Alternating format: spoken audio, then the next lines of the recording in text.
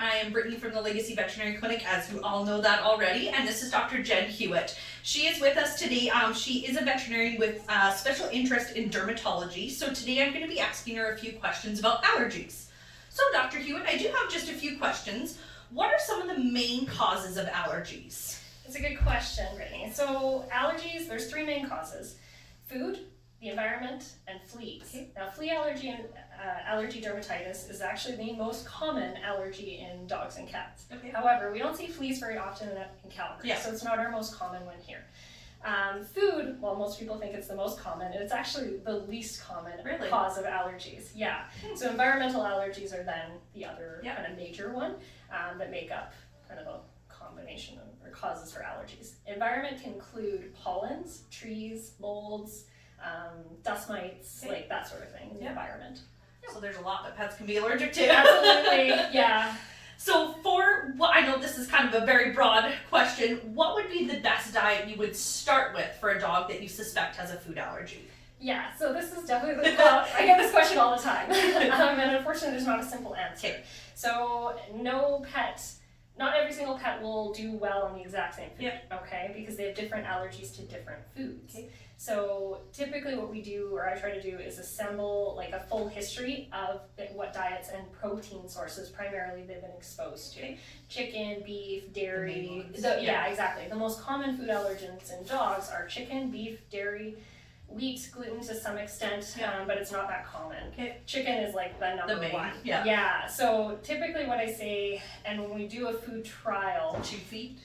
Pardon? They were saying stuff about pets with 2 feet, like chickens or feathers, things like that. And is that no? That's our wives' tale. So with food, what I'll say is don't switch the food a million times. Yeah. Everybody comes in and they're like, well, I tried this and I tried that and I tried this. And I'm like, well, how long did you try each of those foods? Oh, a few days. It's going to take 2 months before you see an improvement when you change a diet. Okay. So changing food to food to food in quick succession isn't going to tell you anything, unfortunately. So I'll usually assess their diet history and then make a recommendation. Okay. And when I recommend a food, I'm going to pick something that I know is pure, doesn't contain a whole lot of other ingredients in it.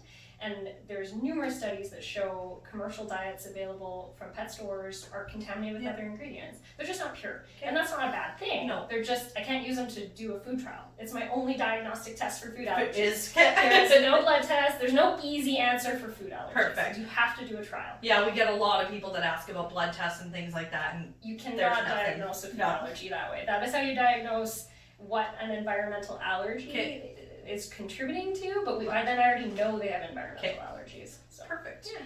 Another question that we do get asked quite a bit. So we have dogs that come in constantly for ear infections. So I have dogs that are in every 30 days for a new ear infection. Yeah. Could this also be a sign of a possible allergy? Absolutely. It's one of the more common causes of ear infections. Okay. So dogs that are having, say, more than 2 infections per year, that's when I usually say, hey, we should talk about the underlying causes here.